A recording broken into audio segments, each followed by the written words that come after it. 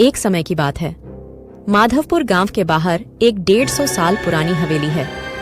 यह हवेली इतिहास में एक समय में राजा महाराजा की थी, लेकिन अब यहाँ शियाल और उल्लू ही दिखते हैं। कुछ समय से हवेली में से अजीबोगरीब आवाजें सुनाई देती है, ऐसा रास्ते से गुजरने वालों का कहना है। एक दिन की बात है, रात हो चुकी थी। एक आदमी शहर से जंगल वाले रास्ते से आ रहा था। अरे राम राम, आज तो काफी रात हो गए। घर पहुंचने में बहुत देरी हो गए है। आज तो अंधेरा भी ज्यादा है। तभी हवेली के पास पहुंचता है। तभी उसे कुछ हवेली में से आवाजें सुनाई देती है। वो पीछे मुड़ के देखता है। तभी उसे पीछे से किसी ने ढका दिया और वो नीचे गिर गया। उसने उठकर देखा तो एक भूतिया आत्मा खड़ी थी। मेरी हवेली के पास तुमने आने की हिम्मत की, चले जाओ, यहाँ से चले जाओ। वो आदमी तेजी से गांव की ओर भाग जाता है। दूसरे दिन सुबह होती है। तभी गांव में भीड़ होती है। गांव के मुखिया को वो आदमी सारी बात बताता है। क्या बात कर रहे हो तुमने? उस हवेली में भूतिया आत्मा को देखा?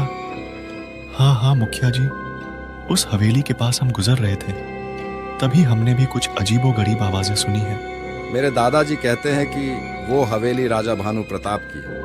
उसकी मौत हवेली में सांप के काटने से हो गए है। तभी से उसकी आत्मा हवेली में भटकती रहती है। सभी गांव वाले भूतिया हवेली के बारे में बात करने लगते हैं। तभी गांव का एक घमंडी आदमी बोलता है, अरे क्या ये भूत प्रेत और आत्मा की मंगन कहानियां बना रहे हो? आप सभी जैसा सोचते हो वैसा ही दिखने लगता है, इसलिए ये भूत आत्मा की बातें बंद करो। भूत आत्मा कुछ नहीं होता। चलो चलो अपना अपना काम करो। क्या मुखिया जी, आप भी इन सभी की बातों में विश्वास करने लगे हो?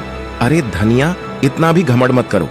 तुम्हें हमारी बातों पर विश्वास नहीं है तो एक बार रात में हवेली में जाके दिखाओ तो हम माने कि तुम भूत प्रेत से नहीं डरते।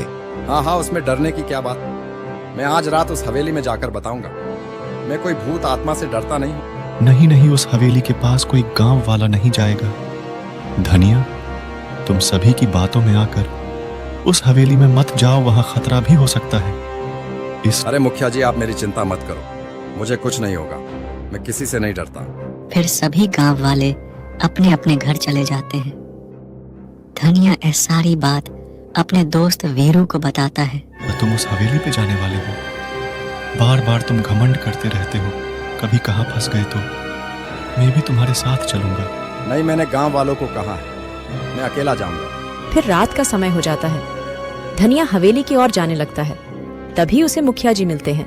अरे धनिया, मैं तुम्हें आखिरी बार कहता हूँ, हवेली पे मत जाना। मैं अब हवेली पे जाके सभी का डर मिटा दूंगा। काफी रात हो चुकी थी। गांव में सभी लोग सो रहे थे। तभी धनिया सुनसान रास्ते से हवेली की ओर बढ़ रहा था। धनिया चलते चलते हवेली पे पहुंच जाता है। तभी अचानक उसके सामने एक भूत आत्मा आ जाती है। धनिया उसे देखते ही बोला, कौन हो तुम? तभी धनिया को पीछे से एक भूतिया आत्मा ने ढका दिया और धनिया नीचे गिर गया। दोनों भूतिया आत्मा मिलकर धनिया को पीटने मारने लगे। हमारी हवेली पे कभी मत आना, चले जाओ, चले जाओ। दोनों भूत ने धनिया को इतना पिटा कि वो बेहोश हो गया। दूसरे दिन सुबह होती है। एक आदमी जंगल के रास्ते से गुजर रहा था।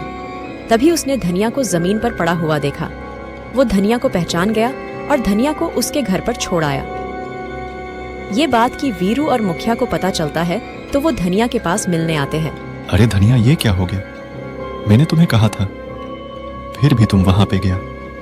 अब से गांव का कोई भी आदमी उस भूतिया हवेली के पास नहीं जाएंगे। देख वीरू मेरे दोस्त, मैं भूतिया हवेली पे गया था। वहां मुझे 2 भूतों ने पीटा है। वो मुझे भूत नहीं लगते, वो कोई आदमी लगते हैं। क्या वो भूत नहीं है, आदमी है? तुम्हें कैसे पता?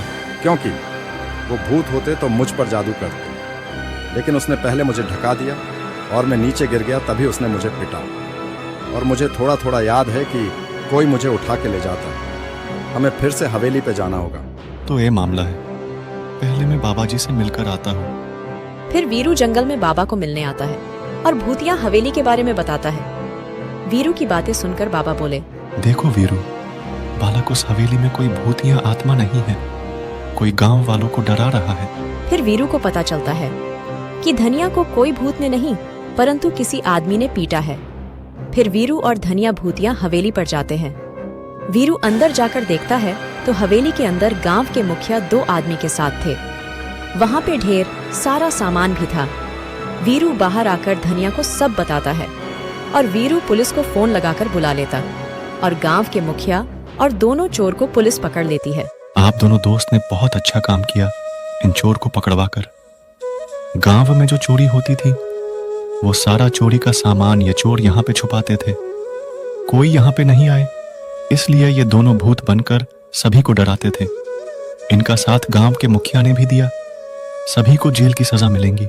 ऐसा करके वीरू ने भूतों का पर्दा फास्ट कर दिया। इस कहानी से सीख मिलती है कि कभी अंधविश्वास पे भरोसा नहीं करना चाहिए।